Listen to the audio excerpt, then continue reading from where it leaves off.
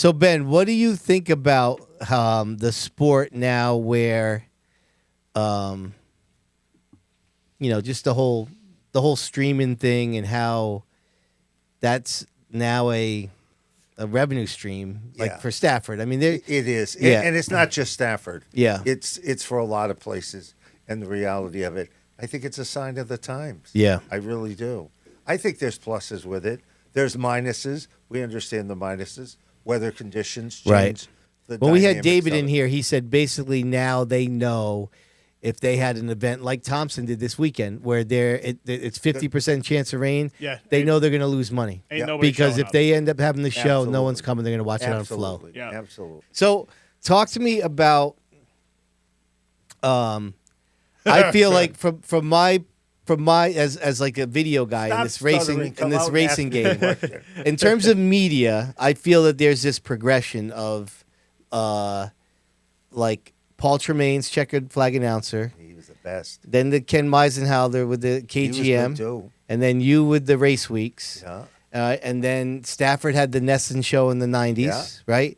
And then it was kind of a basically not on any sort of like broadcast or airwaves, but like in the early 2000s, a lot of tracks were paying videographers, and then they would sell tapes or DVDs, and then the YouTube thing, and then now we're into the streaming. Yes. So talk to me about, like, how did that Race Week's TV show, how did that start? What was your initial idea? Did you come up with it? Was it a team? Tell me about how that started. It all began with me and what they now call TV Tim, which was Tim DeRoyne.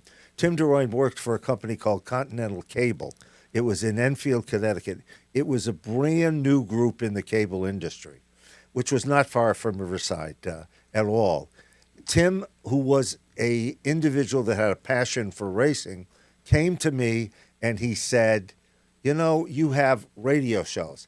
I had syndicated radio shows in the 80s before anybody else had them in this business. That was motorsports related shows.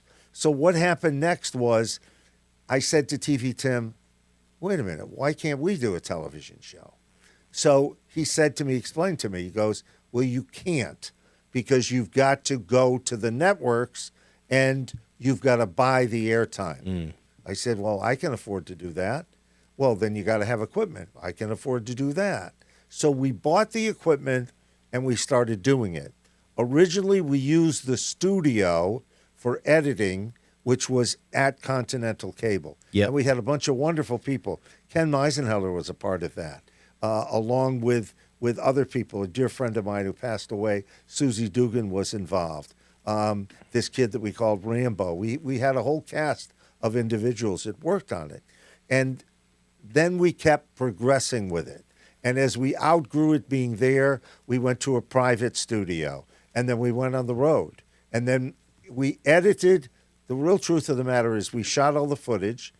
We put everything together. I did all the openings, never usually at the racetrack. Yeah, you were always at, like, any place. You were at Bradley Airport. Oh, yeah. Or you'd be in front of a fireplace, Absolutely like probably a hotel right. lobby or something. Absolutely right.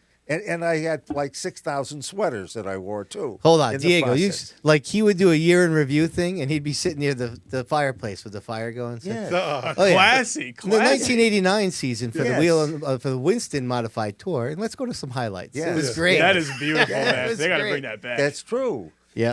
So all of that came into play, and we kept building on it and building on it.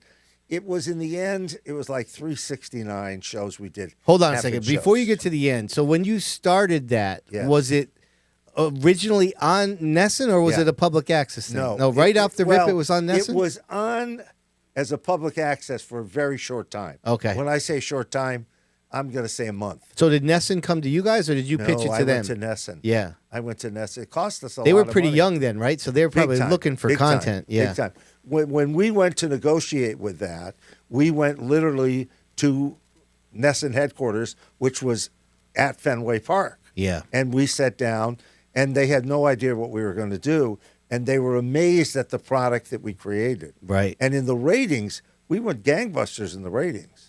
Right off the bat, they were like, what are you guys doing? Yeah. But it was not easy. Right. Most of the racetracks fought us. most of the racetracks thought that Because they were giving away their product? right. Yeah. Most of them thought we were making a lot of money. Well, I didn't make any money. I lost a lot of money. Yeah. And I don't have a problem with that, because I enjoy doing it so much. And Can I just say real quick? So that makes me think, because Diego and I are big college basketball fans. Yes. We love the Big East. So one of the reasons why the Big East made it is because they were formed in '79, which is the same year that ESPN started. And similar to this story, ESPN was hungry for content. And so they signed the Big East to a contract. And so that's what gave that conference national exposure right is away. correct. Yeah, and it's like And in the we were the 80s, same all those thing. sports networks were really hungry to get stuff They on were there. absolutely, and they wanted local Yeah. stuff. That was the big thing. And there were no motorsports in those days. Nothing.